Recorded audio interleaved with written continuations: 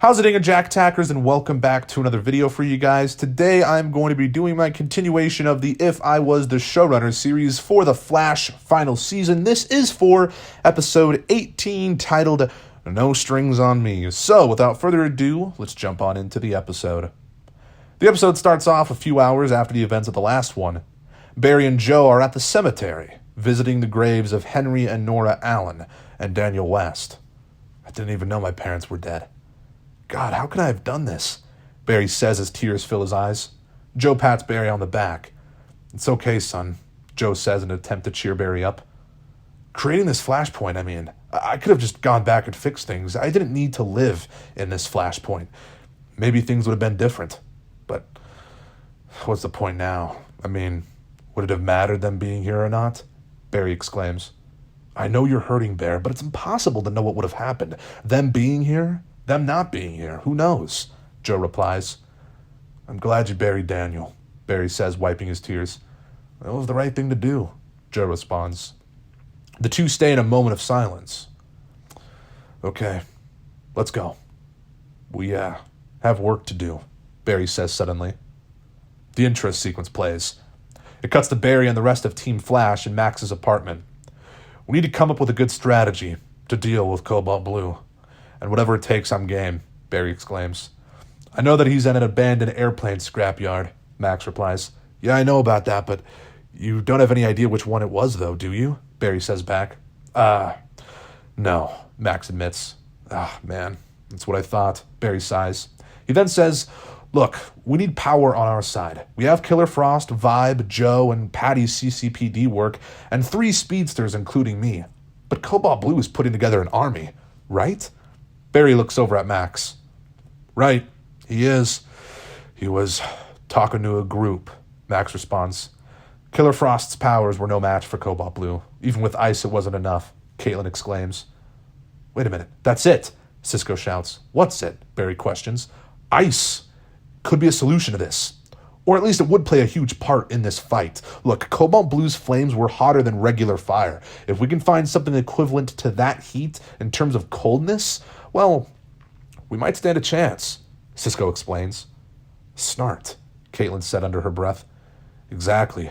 Snart's cold gun excretes one of the coldest temperatures on planet Earth. It surely would put up one hell of a fight, Cisco replies. Well, okay. Where is Snart? Barry asks. Star Labs. We actually cryogenically froze him. And the cold gun, Cisco exclaims. What? Why? Barry questions confusedly. Well, at the time, Snart nearly sent the world into another ice age. Well, we decided the only way to combat him was to fight fire with fire. Or, I guess, ice with fire. Look, I created a self-containment equation that allowed the power of Snart's cold gun to be frozen, along with him, Cisco explains. So you're telling me Snart is technically still alive? Barry says. In this timeline, I suppose he is, Cisco replies. Well, we still need to figure out a way to unfreeze the gun without awaking Snart. The chamber he's frozen in needs to be thawed all at once. Unfreezing part of it could cause stress to his body and potentially kill him, Caitlin says. We'll figure that out when we get there. Come on, let's just head to Star Labs, Barry responds. It cuts to the team at Star Labs. Sheesh, this place has seen better days, Cisco says as he ducks under a vine. No doubt about that, Barry replies.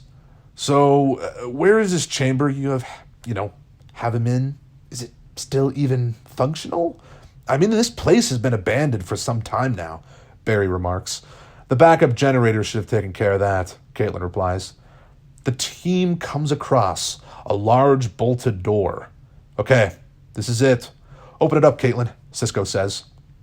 Caitlin enters a code on the security lock, and the door whooshes open. A cold blast of air hits everyone, and they all step inside. A large glass chamber has a frozen Leonard Snart and cold gun inside it. Huh, you don't see that every day, Barry says in awe. Okay, time to set off the decoolers and let them thaw out, Caitlin says as she hits a button on the side of the chamber. This may take a while, Cisco admits. It then cuts to a few hours ahead, to when the team has unfrozen Snart and the cold gun. Snart is still unconscious and is tied to a medical bed. I'll make sure his vitals are steady. If he wakes up, I'll let you know. Just go get the cold gun and get out, Caitlin says to the rest of the team. Barry and Cisco are the ones who end up going into the chamber to retrieve the gun. They come back to where everyone else is with grins on their face. We did it, Cisco shouts in excitement. Okay, now, Cisco, prepare the cryo chamber so we can put Snart back inside, Caitlin says.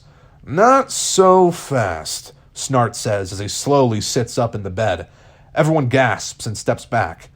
There is no way in hell I am going back in there, Snart says sternly. Well, you're going, Barry responds. Snart turns and looks at him. My, Barry, you've gotten old, Snart remarks. Cisco, hurry and get the chamber ready, now, Barry says frantically. You can't make me do what I don't want to do. There are no strings on me, Snart says angrily.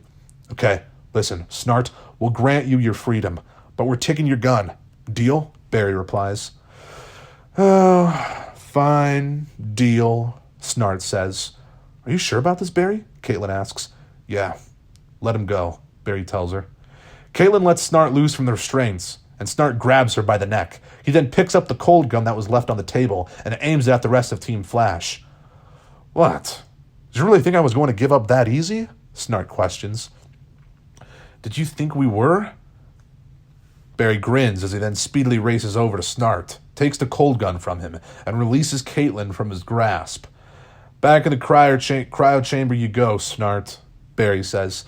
It then cuts to Snart being strapped into the cryo chamber. Cisco presses a button that releases cold air into the chamber. Well, it was worth a try, Flash. See you some other time, maybe, Snart exclaims as the chamber starts to overtake him. Yeah, take care, Snart, Barry replies.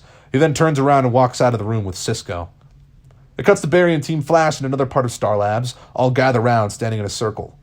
Okay, we've got the cold gun. This should be a big help. Now let's get to tracking down Cobalt Blue's location, Barry exclaims. The outro plays, and there's an extra scene. It's right where episode 14 ended. Thawne is at Cobalt's airplane scrapyard. Everyone, stand down. This is between me and him, Cobalt shouts at the Negative Legion. I must admit, I'm going to enjoy this, Thawne remarks. You're just a dead man walking, in even more ways than one, Cobalt replies. Oh, you have no idea, Thawne snarls as both him and Cobalt lunge at each other. The episode ends. So that is episode 18 of The Flash final season. Hopefully you guys enjoyed. If you did, let me know down in the comments below. And if you liked this video, make sure to give it a thumbs up, subscribe if you're new, and I'll see you in the next one. Peace.